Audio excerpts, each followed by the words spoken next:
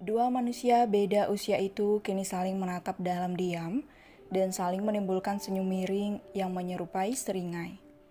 Kini di atas meja bundar dengan lapisan emas itu sudah tersaji berbagai macam makan malam yang siap disantap. Kim menelisik satu persatu makanan mewah yang ada di atas meja. Ia hanya meyakinkan kalau keselamatannya aman. Kim sangat mengenal wanita parubaya di depannya, wanita yang memiliki kelicikan yang tidak boleh diremehkan. Seorang pelayan ingin melayani Kim untuk mengambil makanan, tapi dengan sigap Kim menghalangi pelayan wanita itu. "Jangan khawatir keponakanku, makanan ini aman dan tidak sedikit pun racun di dalam makanannya," ujar Nyonya Carol dengan santai. Ia mulai menyantap makan malamnya dengan gaya elegan. "Tidak ada salahnya aku waspada," sahut Kim. "Berarti kau menganggapku penjahat dan licik? Bukankah itu dirimu, wanita rubah dan licik?" cibir Kim. Nyonya Carol hanya bisa menahan geramnya dan mengepalkan tangannya di kedua benda yang ada di tangannya. "Kau tidak takut padaku?" sela Nyonya Carol.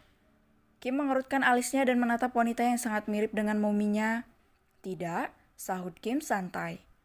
"Kau keturunan Hugo, pasti kau tidak memiliki rasa takut," sambung Nyonya Carol dan menatap Kim penuh arti. "Apa yang kau rencanakan?" Kim bertanya sambil memakan makanannya. "Apa kau yakin makanan itu tidak memiliki racun?" tanya Nyonya Carol dengan senyum miring. "Tidak, kau tidak akan berani membunuhku, Nyonya, karena aku adalah kunci menuju impian yang kau inginkan, sehingga kau tega melenyapkan nyawa saudaramu sendiri," pungkas Kim dengan tatapan yang mulai nyalang. "Kau?"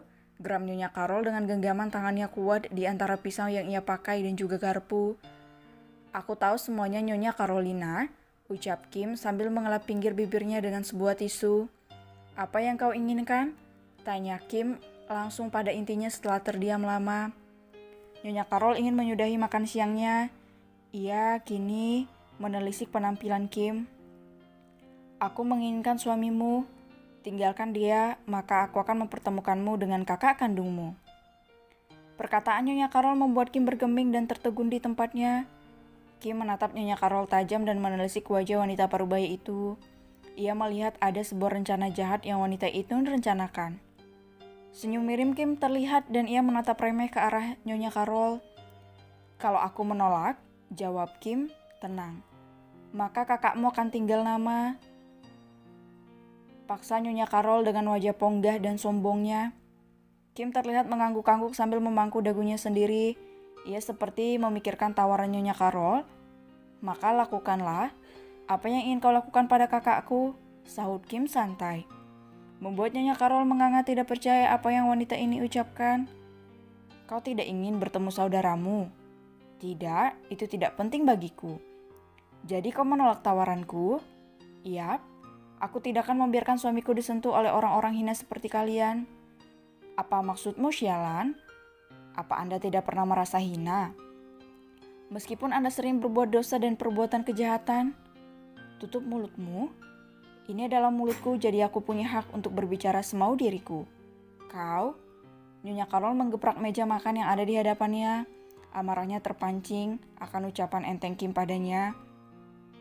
Ternyata mulut keponakannya ini sangatlah tajam. Nyonya Carol menarik napasnya pelan dan menghembuskannya secara perlahan juga. "Katakan kenapa kau begitu menginginkan suamiku?" "Karena dia adalah milik anakku sejak dulu, tapi dia suamiku." "Maka lepaskan suamimu, maka kakakmu selamat. Lakukanlah karena aku tidak peduli." "Oh ya, kau yakin tidak peduli pada kakakmu?" "Tidak." "Kenapa?" "Karena Arthur suamiku, tidak akan aku biarkan satu wanita pun menyentuhnya, karena aku tidak suka." "Jadi kau memilih suamimu daripada kakakmu sendiri?" "Ya." "Apa kau yakin?" "Yakin, sangat yakin," jawab Kim enteng. "Apa kau melakukan ini demi anakmu yang gila itu?" "Jaga ucapanmu." "Why? Tanya Kim dengan alis terangkat. Bukankah putrimu itu memang sudah gila, Nyonya? Gila karena obsesinya sendiri. Sungguh malang sekali nasib anak Anda. Tutup mulutmu, sialan, hardik Nyonya Carol.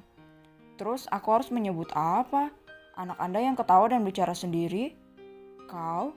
Bentak Nyonya Carol sambil melemparkan Kim sebuah pisau daging yang ada di bekas piring makannya. Kim yang dapat membaca gerak-gerik Nyonya Carol dengan gesit menghindari serangan Nyonya Carol sehingga pisau kecil itu melewatinya. Kim yang tidak mau tinggal diam langsung menusukkan sebuah garpu ke tangan Nyonya Carol menggunakan sebuah garpu. Pekik kesakitan Nyonya Carol saat garpu itu menusuk daging di telapak tangannya. Itu hadiah pertemuan kita, bibiku yang licik, ujar Kim. Dasar jalang, pekik Nyonya Carol. Itu cocok sebutan buat Anda, Nyonya. Kau, bentak Nyonya Carol sengit. Nyonya Carol ingin kembali menyerang Kim tapi gerakannya lebih lincah dari seorang Kim yang kembali menghadiahi Nyonya Carol sebuah pisau makan di telapak tangan kanan Nyonya Carol. Teriak Nyonya Carol kesakitan. Aku rasa ini belum seberapa dengan yang kau lakukan pada kedua orang tuaku, ujar Kim dingin. Kim mencabut kembali pisau itu dan menusuk kembali ke telapak tangan Nyonya Carol. Wanita itu hanya bisa berteriak sakit. Pelayan yang di sana hanya bisa terdiam. Mereka takut ikut campur saat menatap wajah mengerikan Kim. Sakit Nyonya Carol? Tanya Kim dingin dan menekan pisau itu kembali. Lepaskan sialan, umpat Nyonya Carol sambil menahan sakit di telapak tangannya. Tidak, sebelum aku melenyapkanmu, bisik Kim. Nyonya Carol hanya bisa menahan rasa sakitnya. Ia tidak boleh mati konyol di tangan Kim. Lepaskan aku. Kalau tidak, aku bersumpah kau tidak akan bertemu kedua orang tuamu. Kim kembali bergeming saat mendengar sahutan Nyonya Carol. Apa maksudmu? Tanya Kim pelan. Nyonya Carol tersenyum puas saat melihat reaksi Kim. Lepaskan aku dulu. Apa maksudmu tentang kedua orang tuaku? Lepaskan aku dulu, perintah Nyonya Carol dengan ringisan. Aku tidak akan melepaskanmu Nyonya Carol dan aku juga tidak peduli soal orang tuaku, ujar Kim dingin. Malam ini aku pastikan kau mati di tanganku, bisik Kim sarkas. Nyonya Carol tiba-tiba saja mendengarnya menjadi pucat dan gemetar saat mendengar bisikan mengerikan dari Kim. Ia yang setengah mati ingin memencet sebuah alarm di bawah mejanya. Kim yang mengetahui itu segera mengikat kedua tangan Nyonya Carol. Lepaskan aku jalang, amuk Nyonya Carol. Tolong, teriak Nyonya Carol dengan wajah ketakutan. Kau takut Nyonya? Bukankah kau tadi begitu sombong ingin memisahkan aku dengan suamiku? Di mana keberadaan Anda tadi dan juga sifat sombong Anda? Apakah hanya segini keberanian Anda Nyonya? Anda memang seorang pengecut. Lepas, lirih Nyonya Carol.